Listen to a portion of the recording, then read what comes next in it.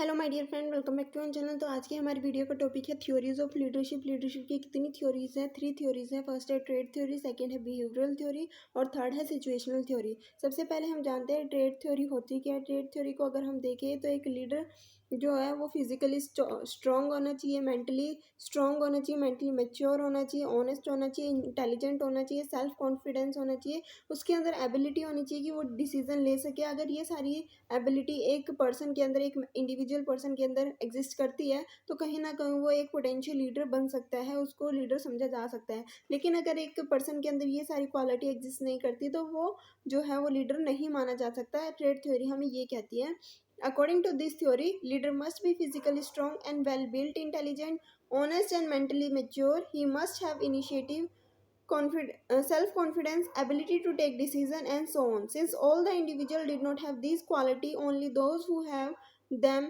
would be considered as potential leader. उसके बाद आता है हमारा बिहेवियरल थ्योरी। ये क्या कहती है कि किस तरीके का बिहेवियर जो है एक लीडर का है।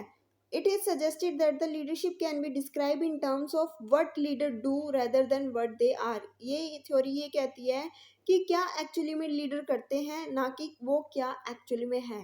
ठीक है,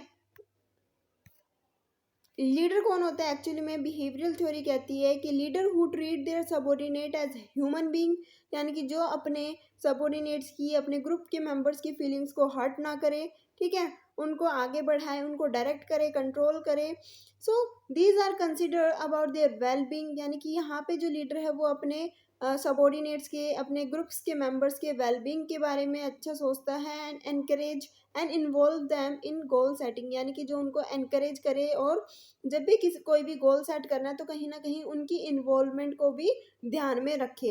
एंड मोर इफेक्टिव, जो अपने एम्प्लॉयज़ को, जो अपने सबॉर्डिनेट को, जो अपने ग्रुप्स के मेंबर को इफेक्टिव बनाए, उनके वेलबींग के बारे में सोचे, उनको as a human being treat करे, कहीं ना कहीं उन लोगों को एनकरेज करे कि वो ऑर्गेनाइजेशन की गोल को अचीव करे। साथ ही साथ जब भी गोल को सेट किया जाता है, गोल की सेटिंग के लिए कोई भी डिसीजन मेकिंग होती है तो डिसीजन मेकिंग में भी उनको इन्वॉल्व करे।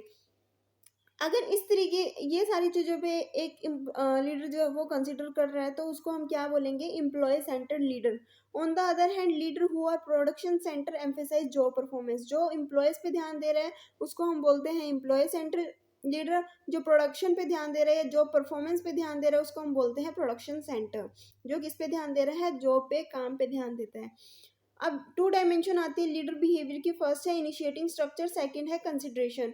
इनिशिएटिंग स्ट्रक्चर क्या कहता है कि initiating structure refer to the leader's behaviour in delineating, means describing the relationship between himself and member of the work group, कि उसके और उस ग्रुप के मेंबर के बीच में किस तरीके का रिलेशनशिप है। एंड इन एंडेवरिंग का मतलब है try hard to do something और to achieve something, to establish well-defined pattern of organization, channel of communications and methods of procedure। ये इनिशिएटिंग स्ट्रक्चर कहता है कि पर्टिकुलरली स्ट्रक्चर को क्रिएट किया जा रहा है जहाँ पे ये बताया जा रहा है कि कम्युनिकेशन किस तरीके से करना है, ठीक है, डिसीजन मेकिंग किस तरीके से होगी, एक ऑर्गेनाइजेशन को वेल तरीके से सेटल किया जाता है। यहाँ पे एक मेथड्स और प्रोसीजर बताए जाते हैं कि जिन मेथड्स को, प्रोसीजर को फॉलो किया जाए ताकि कॉन्फ्लिक्ट्स ना हो और ऑर्गेनाइजेशन के गोल को अचीव किया जाए। तो यहाँ पे क्या किया जाता है? एक तरीके का स्ट्रक्चर बनाया जाता है। ये बताया जाता है कि हमारा जो लीडरशिप है और जो उस मेंबर्स है, ठीक है, उनके बीच में ये किस तरीके का रिलेशनशिप है। उसके बाद आता है कंसिडरेशन। कंसिडरेशन में यानी कि किस चीज़ पे ध्यान दिया जा रहा है। Consideration refer to the behaviour indications of friendship, mutual trust, respect and warmth in the relationship between leader and the member of his staff, यानी कि जो लीडर है, जो उस पर्टिकुलर ग्रुप का, उस स्टाफ का जो भी मेंबर्स है और जो लीडर है, उनके बीच में किस तरीके का रिलेशनशिप है, क्या उनके बीच में म्यूचुअल ट्रस्ट है, ठीक है, कहीं ना कहीं आपस में एक दूसरे की रिस्पेक्ट कर रहे हैं, वार्म फीलिंग है। तो ये सारी चीज़ें क्या है? कंसिडर की जाती है। तो 2 डायमेंशन होती है। फर्स्ट है इनिशिएटिंग स्ट्रक्चर और सेकंड है कंसिडरेशन। ये था हमारा बिहेवियरल थ्योरी। उसके बाद आती है सिचुएशनल थ्योरी। सिचुएशनल थ्योरी कहती है कि जिस तरीके की सिचुएशन होगी उसी सिचुएशन के अकॉर्डिंग जो है वो लीडर क्या करेगा? ऑपरेट करेगा, ठीक है। In the situational theory of leadership, the success of a leadership depend upon the situation in which the leader operates, कि किस तरीके की सिचुएशन के अंदर एक लीडर अपने ग्रुप्स के मेंबर्स को जो है वो ऑपरेट कर रहा है। Leader effectiveness depend upon the 3 situational factor. Leader की जो इफेक्टिवनेस होती है कि एक लीडर कितना इफेक्टिव है, वो 3 चीज़ों पे डिपेंड करती है, 3 सिचुएशनल फैक्टर्स पे डिपेंड करती है। कौन सा सिचुएशनल फैक्टर कि जो लीडर है और उसके जो सबॉर्डिनेट है, जो उसके फॉलोअर्स है, जो उसको फॉलो करते हैं, उनके अंदर कितना ट्रस्ट है, कितना कॉन्फिडेंस है, या फिर कितनी रिस्पेक्ट है अपने लीडर के रिगार्डिंग। उसके बाद आता है the extent to which the task perform by subordinate is routine और नॉन रूटीन वर्क, यानी कि जो भी काम किया जा रहा है सबॉर्डिनेट के द्वारा, क्या वो रूटीन वर्क है या फिर नॉन रूटीन वर्क है, ठीक है, उसके अकॉर्डिंग ही लीडरशिप स्टाइल जो है अपनाया जाएगा। उसके बाद आते हैं positional power of the leader, that is the position associated with the rank and the position of the leader in the organisation, की एक लीडर की क्या पोजीशन है एक ऑर्गेनाइजेशन में, ये भी डिपेंड करता है कि वो किस तरीके का जो है वो लीडरशिप स्टाइल जो है वो फॉलो करेगा। The most favorable situation for leader to influence their group is one in which they are well liked by the members. The task is highly structured, that is routine or predictable, and the leader has enormous power attached to his position. यानी कि एक favourable situation के अंदर क्या है, leader अगर अपने group member का जो है बिहेवियर को इन्फ्लुएंस कर पा रहा है, यानी कि जो ग्रुप मेंबर है वो अपने लीडर को पसंद करते हैं, उसकी बातों को सुनते हैं, और जो भी काम है वो रूटीन वर्क का है, ज़्यादा हाईली स्ट्रक्चर वर्क है, यानी कि बार बार कुछ नई चीज़ें नहीं आ रही है काम को, तो वहाँ पे क्या होता है कि जो लीडरशिप स्टाइल होता है वो फेवरेबल होता है उस सिचुएशन के अंदर।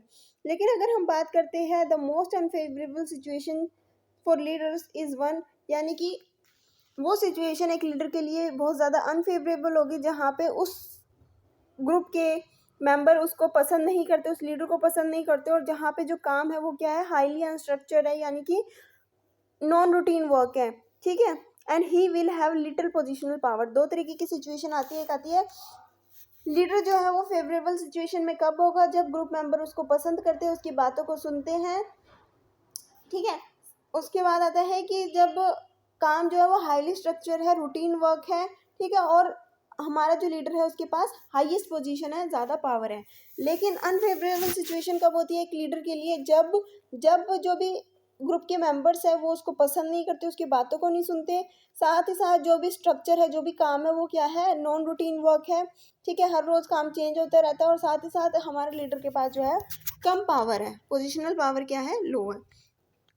According to this theory, leaders are effective due to their influence on the followers, motivation, ability to perform and their satisfaction। तो ये थ्योरी जो हमें कहती है, ये कहती है कि सिचुएशनल थ्योरी क्या कहती है, एक लीडरशिप स्टाइल तभी इफेक्टिव होगा, तभी वो लोगों के बिहेवियर को इन्फ्लुएंस कर पाएगा, जब जो फॉलोअर्स हैं, ठीक है, उनको जो वो लीडर जो है वो अपने फॉलोअर्स को मोटिवेट कर सके, ठीक है, उनको सक्षम बना सके कि वो अच्छे तरीके से जो है परफॉर्म कर सके, उनको सेटिस्फाई रख सके उनके काम से, ठीक है। Further individual are satisfy with their job if they believe that, एक इंडिविजुअल पर्सन जो इंडिविजुअल मेंबर है किसी भी ग्रुप के, वो सेटिस्फाई कब होंगे, वो सेटिस्फाई तब होंगे जब performance of the job will lead to desirable outcome, यानी कि जो भी वो काम कर रहे हैं, जो भी वो परफॉर्म कर रहे हैं, कहीं ना कहीं उनको लीड किसने किया, लीडर ने किया, तो कहीं ना कहीं वो अपने लीडर की बात को सुन के काम कर रहे हैं ऑर्गेनाइजेशन में, और उनका जो आउटकम है वो क्या है, फेवरेबल है, and with hard work they will be able to achieve the desirable outcome, और अगर वो थोड़ा और हार्ड वर्क करें तो कहीं ना कहीं वो अपने डिज़ायरेबल आउटकम्स को अचीव कर सकते हैं। यानी कि एक लीडर इफेक्टिव तब होगा जब वो लोगों को, अपने फॉलोअर्स को मोटिवेट कर सके, उनको एबल बना सके, उनके अंदर एबिलिटी ला सके कि वो अच्छे से अच्छा परफॉर्म कर सके, उनको सेटिस्फाई कर सके। अगर ऐसा होगा तो एक इंडिविजुअल मेंबर तभी सेटिस्फाई होगा जब वो काम कर रहा है, परफॉर्मेंस कर रहा है, तो कहीं ना कहीं उसको डिज़ायरेबल आउटकम अपने काम से मिले, और अगर वो हार्ड वर्क ज़्यादा करता है तो कहीं ना कहीं जो